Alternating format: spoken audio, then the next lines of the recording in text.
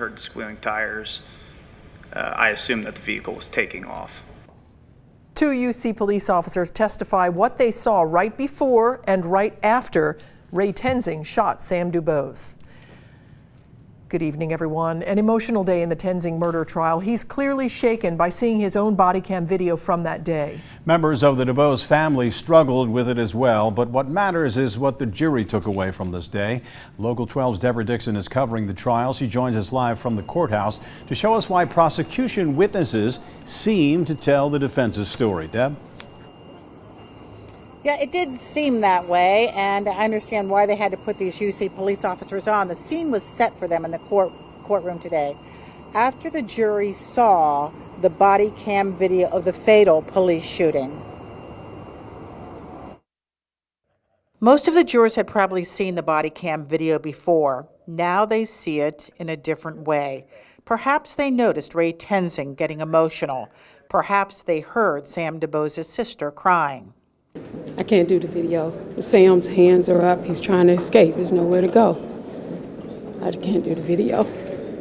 Sam DuBose was shot off campus, where UC cops were told to patrol because of gang activity. Sam DuBose was stopped because the plate came back to a driver with a suspended license. Tenzing radioed the car was slow to stop. What did that trigger in you, or what does that mean? To me, that means that a vehicle or the person driving it isn't complying with lights and sirens, or he's moving around in the vehicle. Something is off about the traffic stop.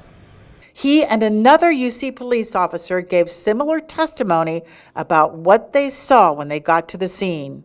It looked like Officer Tenzing tried to, like he lunged into the car, like he was trying to reach for something, stop something. I don't know what he was doing. And then I heard tires squealing. I saw the vehicle move. Officer Tenzing was moving with the vehicle. I heard a gunshot. He seemed in shock, scared. These two prosecution witnesses told the same story Ray Tenzing has told. The two police officers said that they saw the vehicle they heard squealing tires and then a gunshot, which has been our position all along. The tape speaks for itself. There's no squealing of anything until the gunshot's heard. So, the jury's going to have to, the film does not lie. The jury's going to see that video tomorrow broken down by an expert. There was also a prosecution witness, a woman who was in a car on that street, who said she heard the gunshot and then the car moved in. And Joe Dieters thought she was a powerful witness. Honestly, with me is Hal Ehrenstein. He's our analyst, and he's a top criminal defense lawyer here in Hamilton County. I thought she was confusing, but you thought she was I thought she was real. I thought she was real because she's there without any dog in the hunt. She's there. She's an objective observer.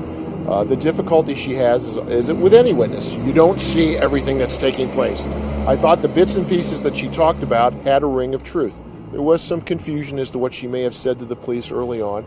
She had an opportunity to look at the video at a later time, and it kind of, I think, crystallized in her mind some of the things that she thought she saw. What about the two UC cops who are very, very distinct about the car was moving and it was going fast, and not at all what the prosecution said, that it moved a little bit?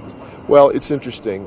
If those witnesses hadn't been called by Joe, they would have been called by Stu. Exactly. And every case, witnesses have blemishes.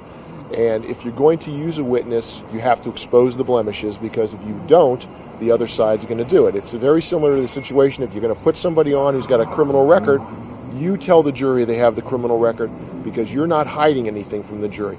Don't let it come out when the other person gets up on cross-examination, because then you look like you're trying to sneak something by it. And I think that's probably why Joe did that. Probably too. Well, you'll be with us during this whole trial. We really appreciate it, and we will be down here tomorrow when they show that video, and Joe Dieters says that proves murder. We'll see, and then we'll find out how the jury sees it. Rob? Look forward to that, Deb. Thanks very much. Local 12 has team coverage of the trial. One of the more interesting things that happened in court today was also what Officer Tenzing had to do to draw his weapon. Anjanette Levy has that story tonight at 11. And tomorrow, when testimony resumes, you can follow along. We're streaming it at local12.com. Well, police